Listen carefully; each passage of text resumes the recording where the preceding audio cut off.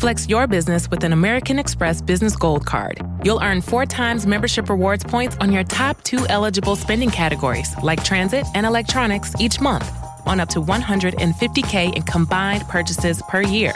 Plus, you can now earn 3 times membership rewards points on flights and prepaid hotels booked on AmexTravel.com. Terms and points cap apply. Learn more at AmericanExpress.com/business-gold. Amex Business Gold, built for business by American Express.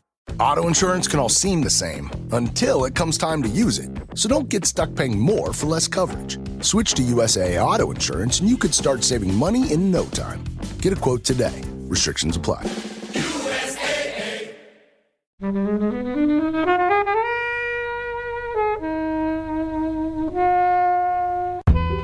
One of my friends said, let's go to the woods and hunt animals. I'm like, why? Not exactly. really. Yeah. And also, I've seen too many films about this. Yeah, exactly. We're not coming home. Hey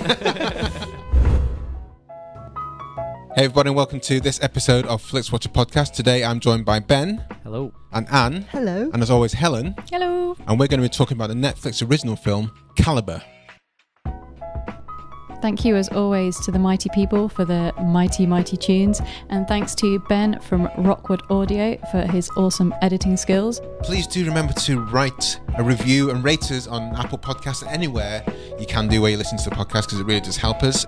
And you can join in the conversation with us on Twitter at FlixWatcherPod and on Instagram at Flixwatcher. Hello and welcome to this episode of Flixwatcher podcast. Joining us today we have Ben and Anne. If you'd like to introduce yourselves to our listeners and tell us a little bit more about your podcast and the work that you do. I'm Ben, and I make a podcast which is all about music and meeting composers.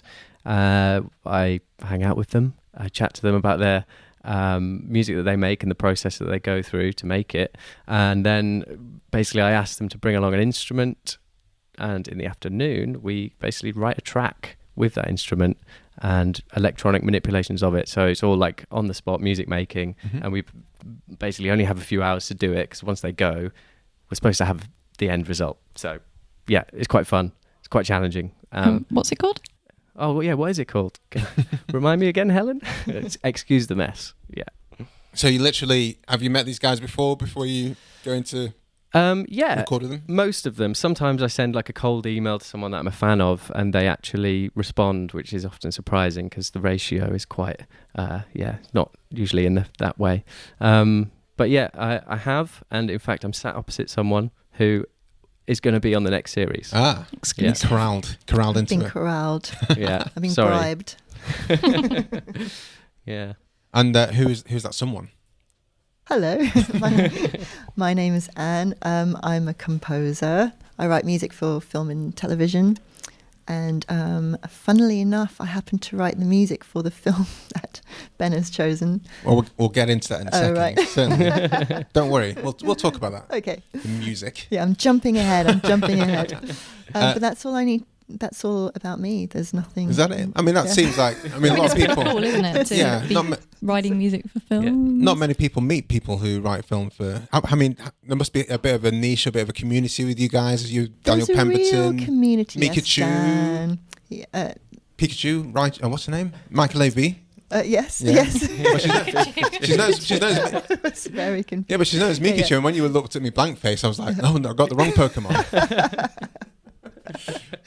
Thank you for the Pokemon. No, there's a lovely community. In fact, I was just speaking to Ben today about how we're so lucky to have so many friendly composers who actually want to share their war wounds and give support. And yeah, it's really lovely. Very lucky. So it's really cool that in terms of music, the kind of standard charts, people are talking about, it's all in turmoil. Spotify and streaming has like decimated everything. But films, we've never been at a time there's been more films available, which means that you guys must be in higher demand than even 10 or 15 years ago. Yeah, and such a variety of music that's being requested by directors and producers now. It's not your bog standard film score anymore. You've got everything from rock to electronic to classical, and it's really exciting. Yeah, cool. So we're here talking about Calibre, which is your choice, Ben. Mm-hmm. Can you tell us two things. Tell us why. A, why you chose it, and B, a 2-minute synopsis. I can try my best. So I think I saw this film on, like, you get those hidden gems on Netflix. Is there such a section? Because I never... No, not a genre or a subgenre. When you struggle on Netflix, like, Sure. What am I going to watch? This is choice paralysis. So yeah, go on like hidden gems. Just Google hidden gems on Netflix. Oh, okay. And it was on that list. And actually, weirdly, before I realised that you'd written the music for it. So it's like quite a good punt to go for that film. So I watched it, loved it, and then discovered that Anne had written the music. And I thought, I don't know, it might be quite nice to do a different podcast with Anne, talk about something that maybe she's worked on, and basically practice. So thanks, guys, for having me here to practice. It's in training. So this is a dry run for the Excuse the Mess. Yeah. I We appreciate didn't bring it. I our didn't warn you. instruments. No, we though. didn't. We can sing. Well, I can load up Nose GarageBand and just get the MIDI keyboards and start playing on that. I like the sound of that limitation. Yeah. That sounds good. I've got some corn nuts to crunch. Yeah. Yeah, see, To a once you beat. think You can about see them it, into it, there yeah. are musical possibilities everywhere. So can you tell us what the plot of the film is? So it's basically like two old friends reuniting. You kind of get the sense of that from the beginning, because one of them is being rudely awoken from his pregnant fiancée. They're clearly very in love. Vaughn seems like quite a sweet man. And then you meet Marcus, who he's basically a bit of a knob, it seems, and he drags Vaughn away on this trip that he doesn't really want to go on, but it's clear that they've got history, they're good friends, and they want to go for a little hunting trip in rural Scotland, and I think they're like living in like city slickers in Edinburgh or something like that. So Marcus is dragging Vaughn along for this trip, and they have a big party on the first night. They arrive in this pub, meeting lots of the locals who all seem to be a bit quirky, and then the next morning they get up early, they're extremely hungover, and they go hunting, and there's an accident, and I'm allowed to say, aren't I? So Vaughn is told, take the shot of this deer onto this deer, by Marcus, kind of pushing him into it, and he loses focus for a second and ends up shooting a child in the head. And then instead of doing the right thing, they're kind of panicked. Vaughn goes up to this kid on the floor, starts being traumatized by it immediately. Marcus disappears.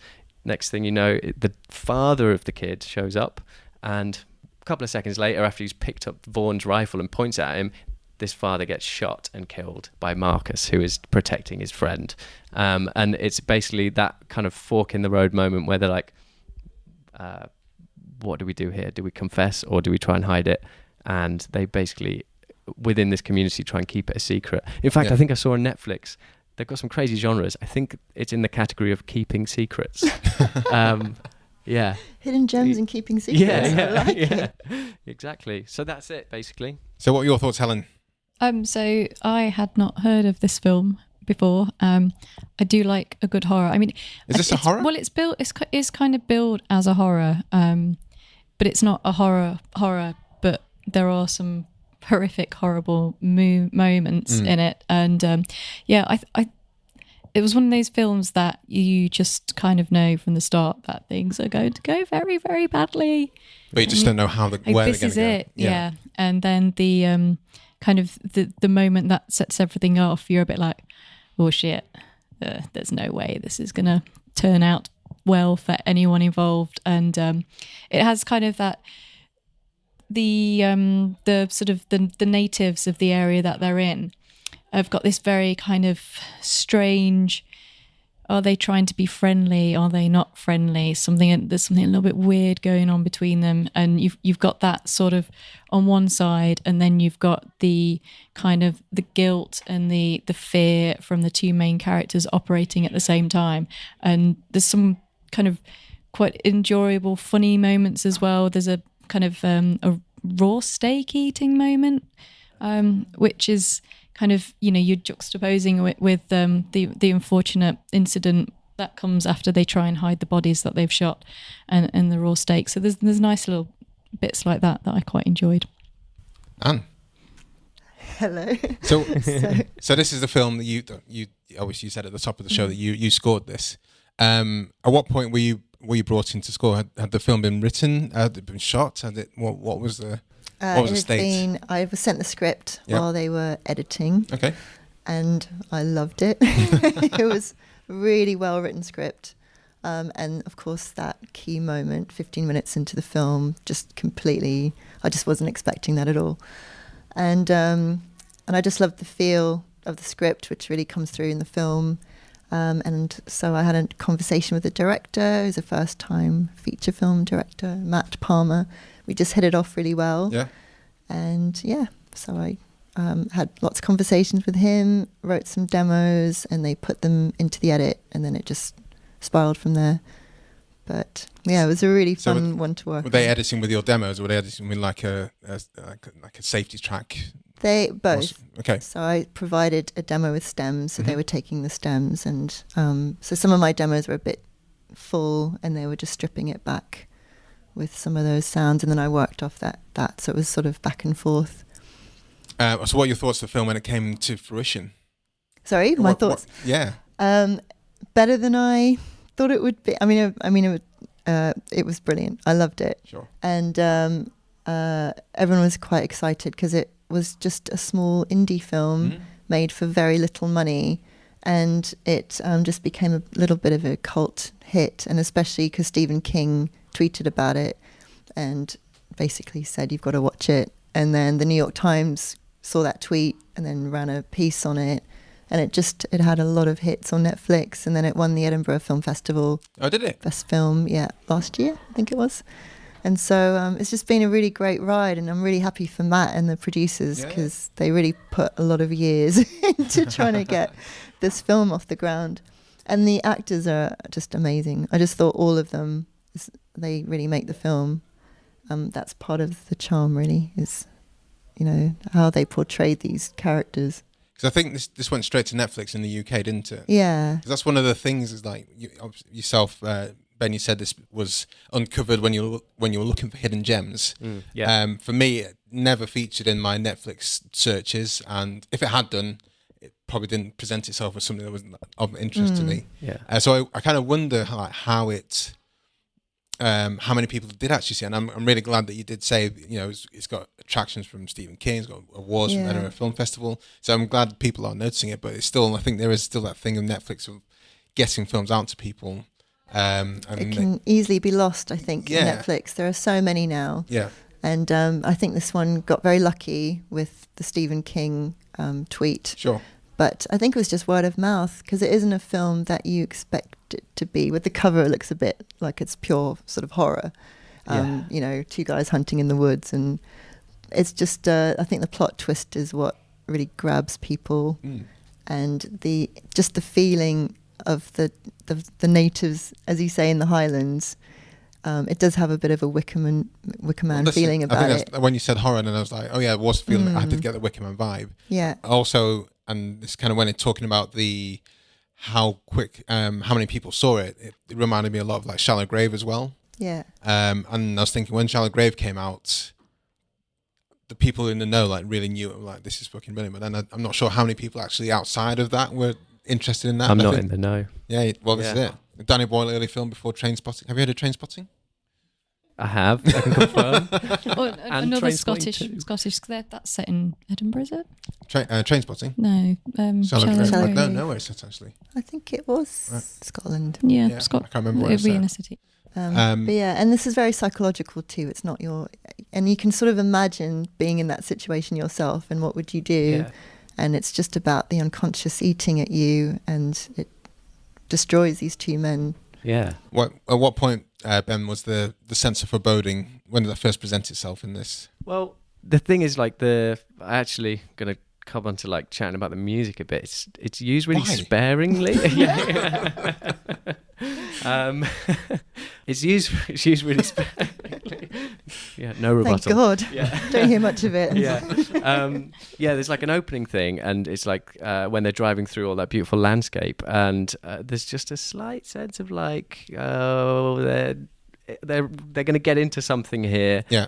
But the music's also really beautiful. But then sort of as the first half of the film goes on, there's like very little music to like score those tense moments, and I think that's a very clever decision from whether it's you and the director. It just doesn't need it because it's so well acted. But yeah, the first sort of tense moments, those like kind of local pub scenes, Yes. like when they walk in, it's a bit like American Werewolf in London. Yeah. Like they open the door and it's like That was another touch point I was thinking. tumbleweed.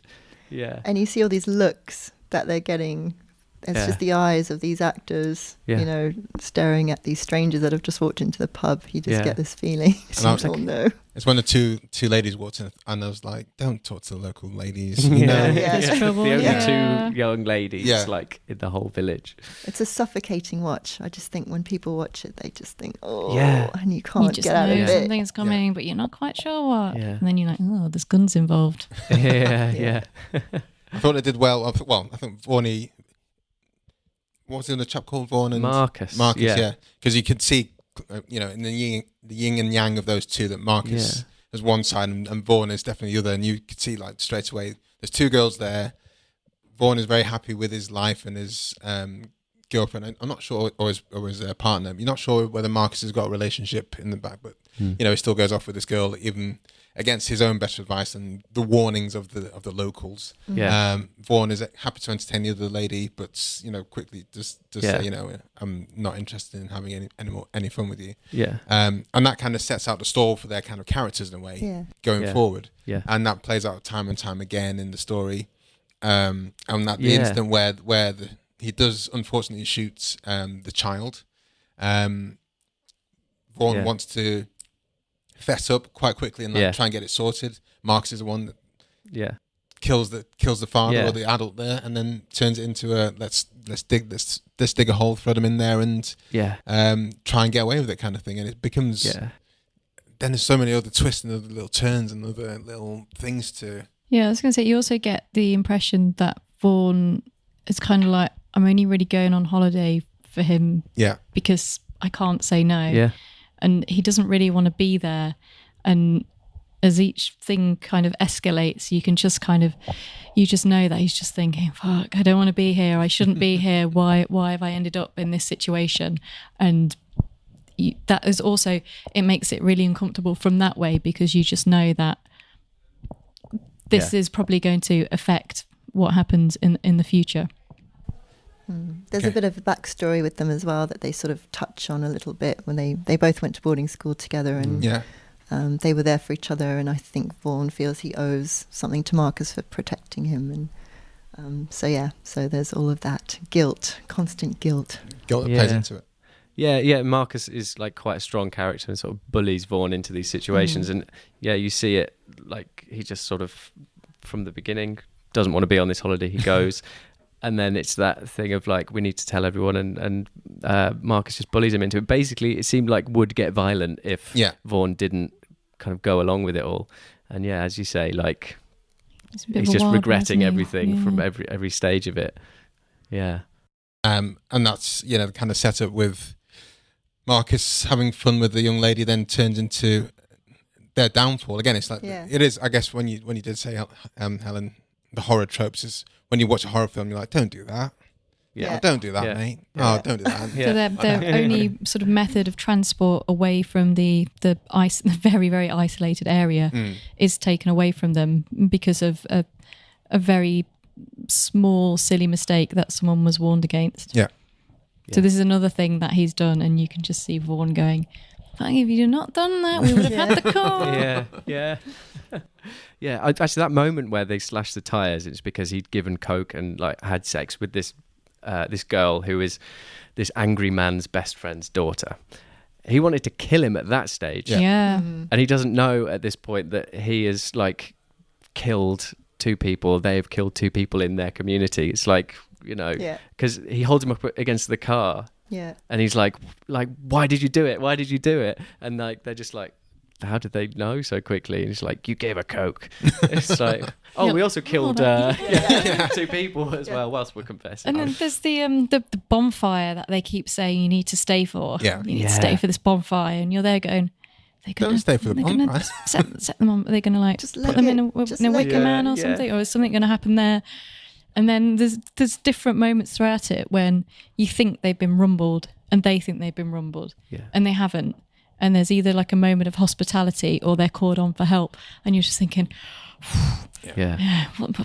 what is going to happen? Yeah. So yeah, and I really enjoyed the beautiful setting as well when they're in the woods and they're sort of driving through the landscapes.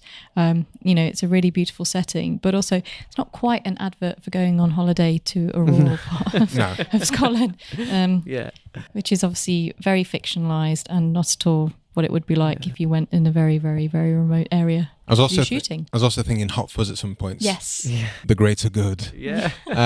They're a weird community. Yeah. Like, what was your take on it? Like, from maybe reading the script, they talk about like back in the old days, we would have just like done this or done that. Yeah. Like, we need to sort the situation out ourselves. Yeah, well, like, 'cause are they all refuse- murderers? Like, Well, they refuse to get the police involved. Yeah. Like Yeah. the real. They talk about the real police. yeah, They want to police it themselves, and they're a real sort of ancient community Yeah. vibe about them, very tribal, and that's where the fear comes in. You Yeah. think, well, there is no law here; it's a law unto themselves, and they're going to take it out on these Yeah. men.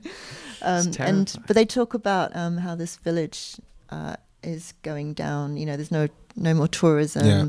And there are other places that are built up and taking the hunting and taking the tourism. So it's quite a deprived village now. So people are a little bit desperate. It's quite poor. So do you think that was one of the main drivers for not just calling the police in? Because with horror films, you continue to see people making decisions that you think, well, just call the police. Yeah. They'll deal with them. And then you're fine. But you're like, oh no, well, Yeah. let's kill them. Yeah. Sorry, what? But even with What? the police, you sort of don't want them to call the police because then these guys will end up in jail. Yeah. Vaughn and you've sort of grown a fondness towards Vaughn, and even Yeah. Marcus a little bit. You think, because he's starting to sweat and feel the guilt himself. when he starts to feel a bit of the guilt yeah, and you and think, admits that it was wrong, and you really sort want of. them to get away. Yeah. Yeah. For most of it, you're just like, Yeah. take Marcus, do what you want with him. Well, that is what happens. Yeah. We'll talk a bit about Marcus in a bit, but in terms of the village locals, and Logan was the main kind of protagonist and person on their side, his main rage seemed to be, for the most part, that cocaine was brought into this village. And you can side with him. I think he's a genuinely nice guy, and when confronted with a horde of people that say, let's kill him, let's kill them, he's like the one voice of reason, which is insane. Yeah. You kind of get the impression that he had done something quite heroic in the past, and that, they all kind of look up to him, and is the voice of reason, as the only one who can convince the mad ones that don't kill him. Yeah. He's sort of the appointed leader of the village, and people respect him. And Yeah, it's thank God for Logan. Yeah, I love Logan. Yeah. Well, it'd be a quick film without Logan. They would have killed him at the cocaine. Yeah. But I mean, right from the start, Logan was there as a friend. I think the one decision that they made that I would have made is you suddenly turn up to the pub and this guy saying, "I'll take you out tomorrow." I'm like, no, I think we're kind of fine by ourselves because we don't know who you are, weird man who's talking to us. Yeah. But then he is presented as the nice guy, genuinely, invites him to dinner. But also you're not sure if there's an ulterior motive there, but there isn't. With Logan, there genuinely isn't. Because everyone else who seems to have something against them present themselves as such very, very quickly. Yeah. Like, don't touch those girls. Don't do this. Don't do that straight away. But Logan is Genuinely, genuine. a gentleman. But then he also has an interest in Marcus, a specific one, because Marcus, he learns as a property developer and can bring development, potential to the village. So I think he suddenly starts to roll out the red carpet so a maybe little that's bit where more. his that's true actually. They exchange cards. Yeah, they kind of see them come in and think, there's a potential to get money from the city. Yeah. Yeah. Yeah. Little do they know. Yeah. Should we talk about the uncovering of the dead bodies through to Marcus? Oh man. Ben, do you want to Bodies. take this out with us? When they get asked to join the search. Yeah. Because Sweaty they palms. basically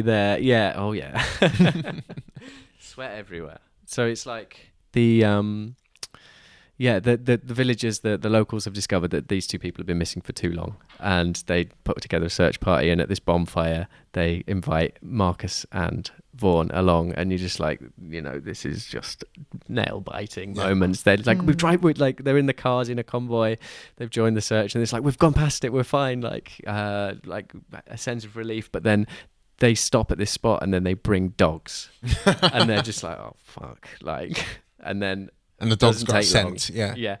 And it's a vicious dog. Yeah, oh yeah. A nibbly dog. And they're in fact, it's beautifully shot, like dark, muddy scene, and it's just like really kind of visceral, like panic and fear and like, I don't know, and they're standing and watching as well. Yeah. And everyone else is digging and they're just standing there, and you think, do you want to go and pretend to join in? It looks a bit obvious now. You've kept this pretense up for so long now. You might as well start running. Start like digging. Oh no! There's dead bodies there. I wonder how they got there. Okay, well let's go home now. Now our car's fixed. Sorry, I can't help you guys anymore. and then obviously they've been in the ground for a couple of days, and what we didn't say is that the thing. One of the reasons they don't go to the police is because Vaughn has shot the child with Marcus's gun. Yes. And the bullet has not exited the child. And therefore, if they went to the police or if they left them there, they'd be able to trace it back to his gun. So what he does is decides to retrieve the bullet. Does he actually retrieve it? I didn't. I think so. He retrieves it. Does retrieve it. Which is when they recover the bodies, it really freaks them out. Sure. Yeah. And why the bag is dripping gross. with blood. Yeah. And the knife and everything. Yeah. They go to some pretty extreme lengths to cover their tracks. Very quickly. But I guess if you're going on a holiday to shoot beautiful animals, you can quickly flick to getting that dark in one go. I don't know. I've never killed an animal. I mean, this is part of the problem, isn't it? Because they are presented as nice guys. Well, certainly Vaughn is, the nice kind of proto-doting father, if everything goes right, or everything goes according to plan. But at the same time, they're out to shoot animals. And I saw the Louis Theroux documentary about the big game hunters, and I just thought every single person came out poorly out of that. And I just don't see that attraction, really. I don't know if you guys are hunters or anything. But no. Yeah. Only on a Tuesday. Left with an arrow at home. One of my friends said, let's go to the woods and let's hunt animals. So we're like, why exactly? And also, I've seen too many films about this. yeah, exactly. We're not coming home. The choice at the end, and with Vaughn and Marcus, what would you make of that? For me, that was pretty tense. Oh, at the very, very end, when Vaughn is given an ultimatum, either die or shoot my best friend. That was pretty That's tense. how they solve problems there. We're going to let you go, but you need to do this. There's a price. It's quite biblical. It is. It is. And it sort of has to end like that, I think, the film, doesn't it? Vaughn comes out because he's the good guy, so we are rooting for him, but you also really don't want to see him shoot his best friend. He's come away with two deaths under his belt now. Exactly. And it's his best friend. He's known him since childhood. And then how does he live with that? And that's the whole ending, is that he can't live with it, and he's haunted forever. And, that's it. You see him at the end. He can't go to sleep. Can't shake it. Yeah. And does he name his baby Marcus, or have I made that up? I think you've made that up. But what a great ending! Yeah. I'm going to call Matt right now. Can we just? Guys, that sounds horrific. Why would you call? I'm going to name you after my best friend that I shot And I'm also, in the face. Bad idea. Ben. Bad idea. And the sort of Logan comes into it again and just sort of says, "Don't tell your wife anything, and keep your story simple." Yeah. He just went off. Yeah. And his wife's like, "So what happened?" Why do you look like hell? Why are Yeah. you covered in blood? Yeah. And where's Marcus? Yeah. He went away. north. Yeah. He went north. Yeah. Cool. With that, guys, should we head to the scores? Yeah. Let's go to the scores.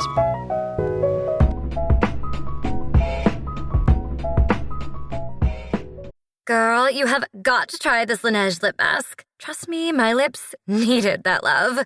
Love these vanilla vibes from Calibre. That top note is just so smooth.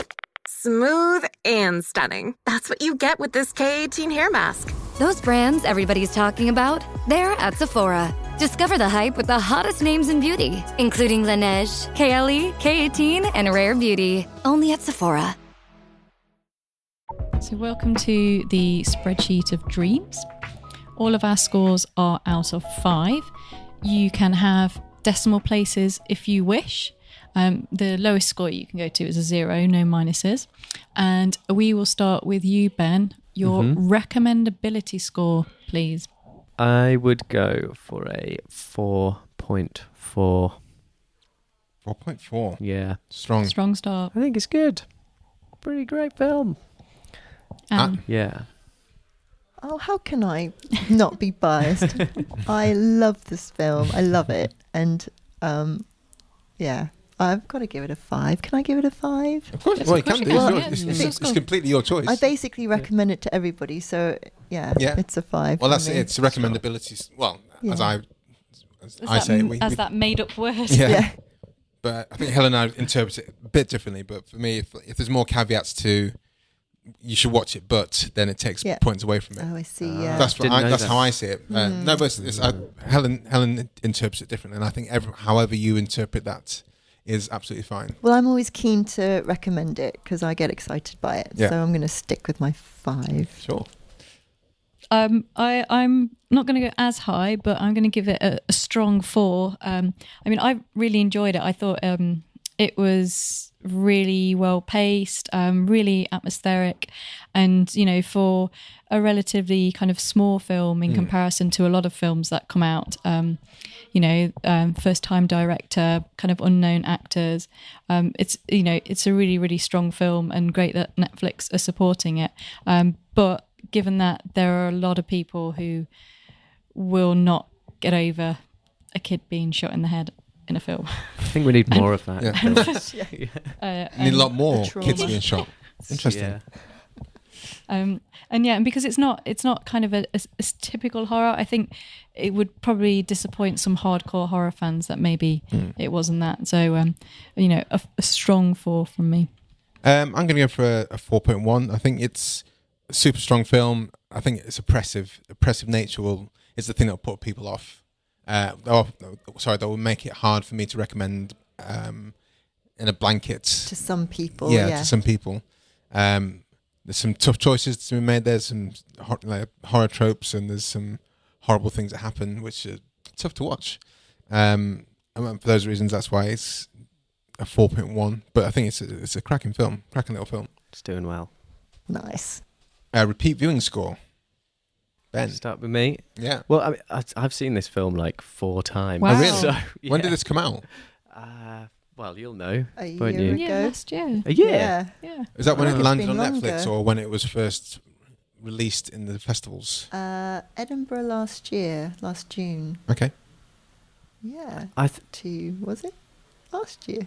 God, I'm going So I've crazy. watched it 4 times in like a year. Yeah, Wow. Is it- Do you That's not- weird. Do you not want to watch Bloody anything love else? film. Or is it Yeah, I just got it on repeat. Just loop it whilst I'm sleeping. Hidden Gems just brings up one film each time. Okay. Hidden gem. It's great. I think it's really good.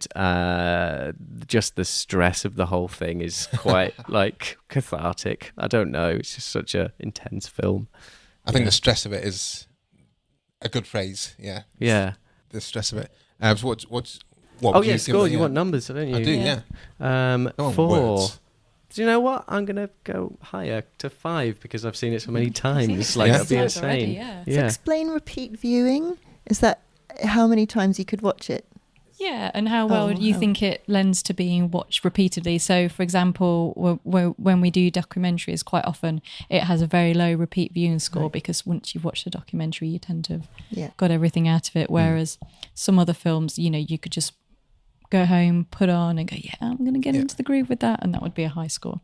But also there's things like Inception for yourself where there's like lots of layers to it. So like, I need to watch this again because I know there's lots of stuff I missed. So there's... Ooh. Yeah, so I think Calibre is strong for that. And like you say, it's beautifully shot. There's so many elements and the acting is great and the music's amazing.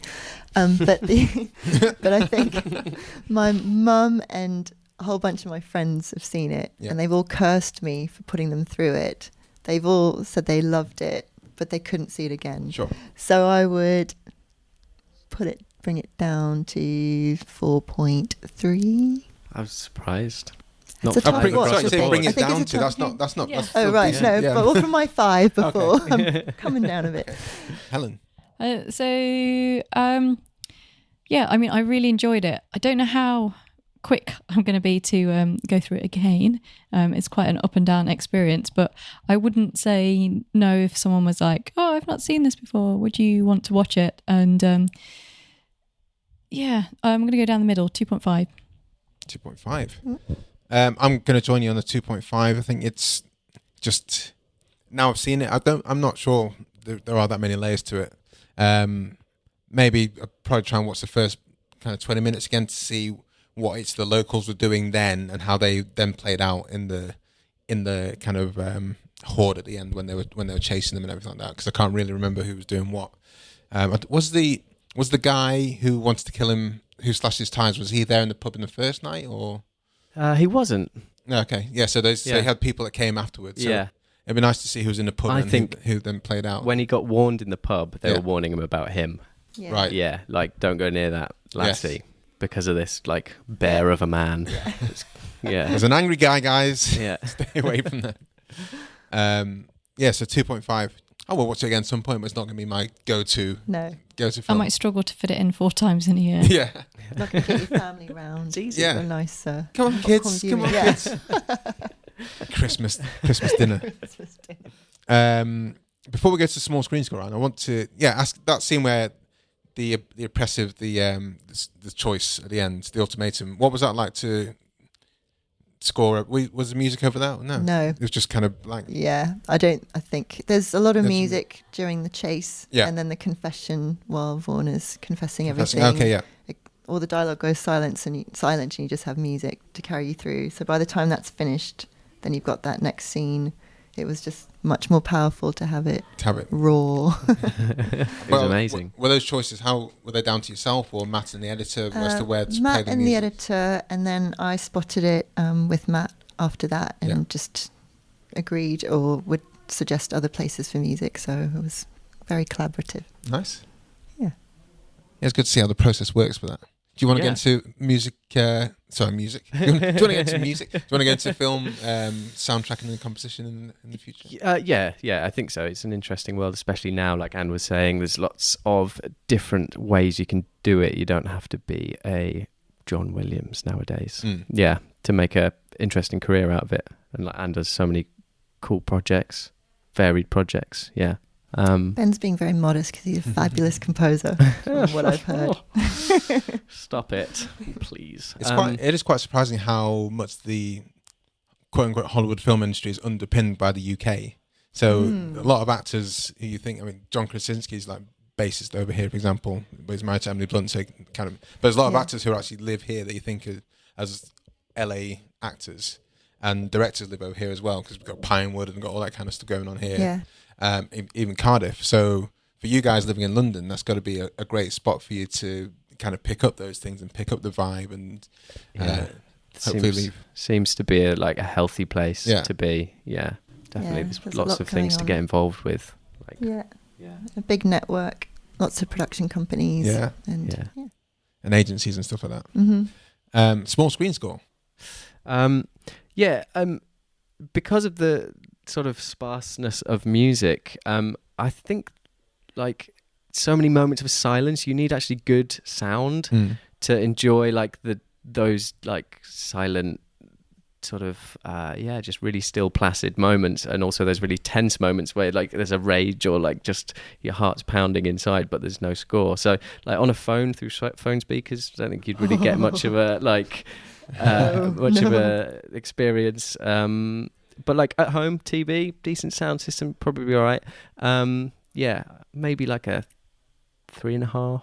Yeah, I've watched it 4 times at home on my screen. Yeah. Did you see it in a sort of cinema setting for the first time? Or? Did you say it went straight to Netflix? Because that's all I've ever known of it. The festival, you say, in the festival circuit. They had a festival viewing, and they had a short run in London, about and around the UK actually. And I went to see it at one of those cinemas, and it was it a totally different experience. Was it a Curzon? Yeah. Yeah, And it was amazing. The sound was really good. Yeah. And like you say, because there's a lot of sound design in still music and haunting voices and things that really pop through at the cinema. And just the whole experience just... Yeah, It's better. I mean, It's like most definitely films improved. are, Yeah. but this one in particular was brilliant at the I'm cinema. going to go 1 now, actually. Yeah. Take it down. Yeah. No, I'm joking. And What small would I screen give? score. Oh yeah. god, that's really hard. Because I mean, it is I think it's strong enough to hold its own on the small screen as well. But at the big cinema, I'd say I'm going to go with Ben, 3.5. Cool. Helen? I'm going to give it a 4. Obviously not had the opportunity to see it at the cinema, but I think if you've got a decent sized TV with good sound, or if you're watching like on your laptop, if you've got headphones and the setting is right, it's great. And also, again, this is one of the reasons we say we do the podcast, is it's a great film that we weren't aware of, and it is available on Netflix, and they're supporting projects like that. But I always say that the shared cinema experience of horror is great fun, so it loses a point for that. So you are straight down the horror track. Well, I saw Midsommar Okay. and enjoyed that very much at the cinema. It's good watching horror with people, as they're like, And they grab you. yeah, and we're like, Grab look at you. each other. Did that happen? I'm going to go for a 4.5 here. I really enjoyed it on small screen. I'm not sure. I mean, as we stand now, The Matrix has just been re-released. I've never seen it on the big screen. I'm like my body's aching to see it on the big screen. If Shallow Grave had been re-released, I'm sure it will be at some point. I'd be like, do I want to see that again on the big screen? Do I want to see it on the big screen? I'm like, I don't think so. So I'm putting this more down the Shallow Grave kind of factor. Now I've seen it. It's like, do I want to see it on the big screen? I don't really think so. I think I've got everything I need out of the experience. But for our podcast, it means it's going to be quite high at 4.5. Great. Okay, engagement score. Oh, very engaged. Yeah, just like gripped the whole way through, because the performances are great and just the situation is just ridiculous. But also you could see how, like, if you were to go on a hunting trip, you could get yourself in that situation. Don't go on a hunting trip. I won't. I'll Stop cancel hunting it. people. I think I've seen a film before where a similar thing happens or something. Deliverance. I haven't seen that one. Well, I couldn't think what it was. It doesn't That was happen an in Deliverance, but it's influence on the director was Deliverance and yeah. Wicker Man. But so the score I've gone for is 5. Yeah, Just check. 5. Yes, 5. 5. Anne. Definitely 5 for me. I think once you start watching and that the incident happens in 15 minutes, you're hooked. Yeah. And that's what the feedback I've been getting from everybody as well, is that they couldn't let go. And you've just got to go with the ride, whether you want to or not. That's in you've dived fully in or you're out at that point. Yeah, right? you've dived in. And when I read the script, I felt the same way. I just had to keep reading to the end. I just gobbled it up. So I think it translates that way as well on the screen. Helen. I'm also going to go for a 5.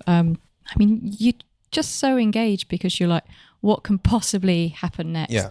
What awful thing, what decision are they going to make, and what are the consequences of this? It's an hour and 41 minutes, so it's a little bit longer than my ideal runtime, but it doesn't feel long, it doesn't sag, it's really well paced with the kind of tension and kind of moments of what the fuck? So yeah, 5. Yeah, I'm also going to go for 5. I like films whereby I can't second guess it. And even though I wasn't particularly trying to second guess it, I was like, okay, well, so, we shot the kid, fine, okay, so that means they're going to do X. Oh no, okay. Oh, they haven't escaped. Oh, so I think at some point I thought they were going to escape, and then they were going to get tracked down, and the fact that all these different things happened to how I imagined it was going to play out, racks you in and keeps you wrapped in there. So super strong engagement score of 5. So that gives an overall score of 4.206. 2.5, which is decent. Yeah, that's strong, that one. Everything over 4 is pretty strong. So what we do if you visit us, if you follow us on Twitter at Flixwatcher Pod, we always put a shout out before we do record. And in this case, saying we're reviewing Calibre with ETM Pod. That's yourself, Ben. Yes. And Anne Nikitin. That's how you say it, right? Just double checking. Anne Nikitin. Anne Nikitin. Darn it. You got it. Anne Nikitin. But in the if practice. got the right you nailed letters it. in the right way. Yeah. Anyway, just and- see it on Twitter. And ask people, have you seen it? And tell us your thoughts on our shout out on Flixwatcher. And we got a couple of responses. I wasn't holding out much hope. I didn't think people were going to respond to it. So, Ben, do you want to take the first response? Yeah, a big 2.5 stars from the Countdown Pod. We would have been 3.5 had the trailer for it not spoiled everything short of the last 10 minutes. Does it? Netflix trailers are like annoying. spoil They it? give away so much. I think Really? they have to have that big sell, though, don't they? They have to get people Yeah. really hooked in, because I think with Netflix it's too easy to go after 10 minutes think, no, on to the next one. Yeah. On to the next one. So I think they have to really try, but it's harsh though, isn't it? Yeah. Yeah. Anne, do you want to take the last one? A riveting film that works as a suspenseful thriller and a tense character study. A smart script that is well grounded and developed by director Matthew Palmer. One of the better Netflix original offerings that I've been critical of as of late. 3 stars. Oh, 3 stars. I was Yeah. like, where are the stars? There's 3 gold Star ones. I thought blind. they might have been a bit higher from that, seeing as you Yeah. know, I don't think their star reflection quite That was Maybe he that was forgot like to press the text. last 4-star star. chat.